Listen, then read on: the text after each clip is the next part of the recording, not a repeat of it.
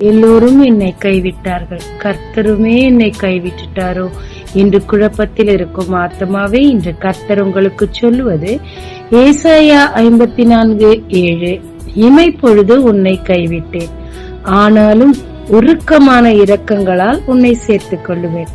நிபந்தனை வசனம் 5. உன் சிருஷ்டிகரே உன் நாயகர். உபாகமம் 32:11 கழுகை பற்றின காரியம் உள்ளது.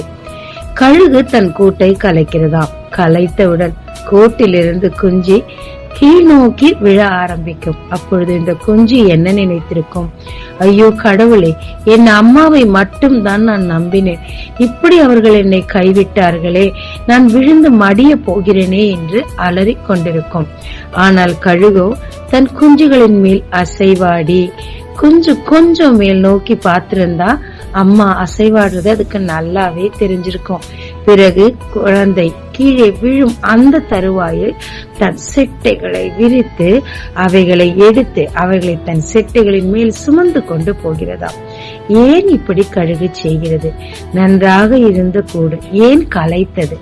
ஏன் இப்படி செய்கிறது? ஏனென்றால் குஞ்சு கூட்டில் இருந்தா கம்ஃபர்டபுளா அங்கேயே இருக்கும். அதனால கூட்டை கலைக்கும் போது குஞ்சு பறக்க கற்றுக்கொள்ளும்.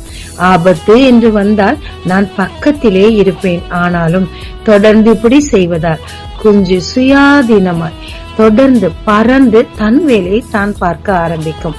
தன் வாழ்க்கை தான் நடத்த கற்றுக்கொள்ளும். ஆமாங்க, அநேக நேரத்துல எல்லாரும் என்ன கைவிட்டுட்டாங்க, கர்த்தர் தான் என் கதின்னு நான் வந்தா அவரும் எல்லாம் என்ன கைவிட்டுட்டாருன்னு தோணலாம். அவர் எப்படிங்க உங்க மேல கைவிடுவாரு? உங்க மேல மனதுருகுகிற கர்த்தருங்க. அப்படி உங்களுக்கு தோணுனா அதுக்கு ஒரே ஒரு காரணம், உங்களை பயிற்றுவித்து அநேகருக்கு பிரயோஜனப்படுத்தத்தானே. ஏனென்றால் அவர் மிகவும் மனதுருகிற தேவன். ஒரு காலம் உங்களை கைவிடுகிறது இல்லைங்க. ஆனா இந்த குஞ்சு கொஞ்சம் மேல் நோக்கி பார்த்திருக்கலாமே. அதே போல உங்கள் சிருஷ்டிகரை நீங்க உற்று நோக்கி பார்க்கும் போது அவரே உங்கள் தேவன், உங்கள் நாயகன் என்று நீங்கள் ஏற்றுக்கொள்ளும் போது அவர் எப்பொழுதும் மரண பரியந்தம் உங்களை நடத்துகிறவராய், முன்மாதிரியாய், உயர்த்துகிறவராய் காணப்படுவாருங்க. ஜீவிக்கலாமாங்க. எல்லாரையும் போல நீரு என்ன கைவிட்டுட்டேன்னு நான் தப்பா புரிஞ்சுக்கிட்டேன்ப்பா.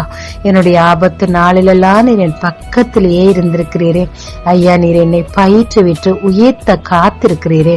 உம்முடைய பயிற்சிக்கு என்னை நான் ஒப்பு கொடுக்கிறேன். என்னை உயர்த்துவீராக. இயேசு மூலம் பிதாவே, ஆமென். இயேசு கிறிஸ்துவின் நாமத்தில் இந்த நாளில் உங்களை ஆசீர்வதிக்கும் ஜீசஸ் விஷன்.